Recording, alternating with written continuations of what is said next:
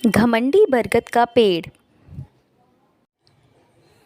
ये कहानी है दो पेड़ों की। एक आम का पेड़ था और एक था बरगद का पेड़। दोनों ही पेड़ बहुत सुंदर थे। आम के पेड़ में 12 महीने आम होते थे, लेकिन बरगद के पेड़ को बहुत अहंकार था। उसको हमेशा ये लगता कि वह आम के पेड़ से ज़्यादा सुंदर और बड़ा है।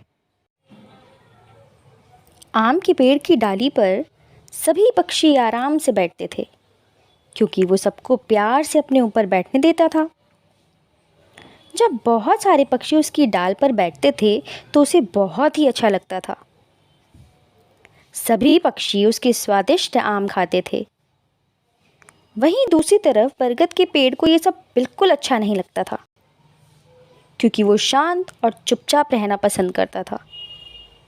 इसीलिए वो अपनी डाली पर किसी भी पक्षी को बैठने नहीं देता था। आम के पेड़ का ऐसा करना भी उसे बिल्कुल पसंद नहीं था। उसे आम के पेड़ के ऊपर बहुत गुस्सा आता था, क्योंकि उसके कारण दिन रात वहाँ पर पक्षियों का झुंड इकट्ठा होकर चूं चूं ची ची करता ही रहता था।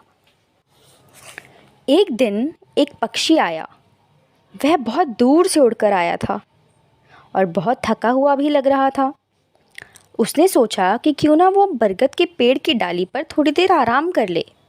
लेकिन जैसे ही वह पक्षी बरगद की डाली के पास पहुंचा, बरगद का पेड़ जोर से चिल्लाया और बोला, अरे अरे, कहाँ चले आ रहे हो तुम मेरी डाली के ऊपर? किसने तुम्हें अनुमति दी है यहाँ बैठने की? पक्षी बोला, पेड़ की डाली पर बैठने के लिए भी किसी की अनुमति लेनी पड़ती है क्या? बरगद का पेड़ बोला, हाँ, मेरी डाली पर बैठने के लिए अनुमति लेनी पड़ती है।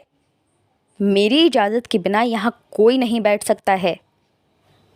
आगे से कभी भी मेरी आज्ञा के बिना यहाँ भटकना भी मत। उधर आम का पेड़ यह सब कुछ देख रहा था। उसने पक्षी से बोला, अरे भाई, तुम मेरी डाल पर आराम कर लो। ऐसा सुनकर पक्षी खुश हो गया और बोला, तुम कितने अच्छे हो आम के पेड़। और ऐसा कहकर उसकी डाल पर आराम करने चला गया। बरगद को मन ही मन बहुत गुस्सा आया। कुछ ही दिनों के बाद मधुमक्खियों का एक झुंड वहां आया और उसके राजा ने बरगद के पेड़ में अपना छत्ता लगाने के बारे में सोचा। वह मधुमक्खियों का झुंड बरगद के पेड़ की तरफ आ ही रहा था। इस पर बरगद का पेड़ गुस्से में चिल्लाया, जाओ यहाँ से तुम लोग। मेरी डाल पर अपना छत्ता बनाने के बारे में सोचना भी मत। यहाँ पे अपना छत्ता बनाकर मेरी शांति भंग करने की कोई आवश्यकता नहीं है। चले जाओ यहाँ से। आम का पेड़ यह सब कुछ सुन रहा था। उसने मधुमक्खियों के राजा से कहा, आप लोग मेरे ऊपर अपना छत्ता बना सकते हैं। ऐसा सुनकर मधुमक्खियों ने उसे धन्यवाद कहा और अपना छत्ता वहां पर बनाने लगे। कुछ दिन और बीत गए। वहां एक आदमी आया और उसके हाथ में एक कुल्हाड़ी थी।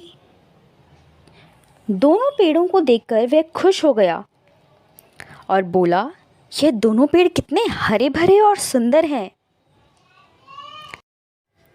ये आम का पेड़ कितना सुंदर है और इसकी लकड़ियां भी काफ़ी अच्छी हैं। चलो इस पेड़ को काटता हूँ।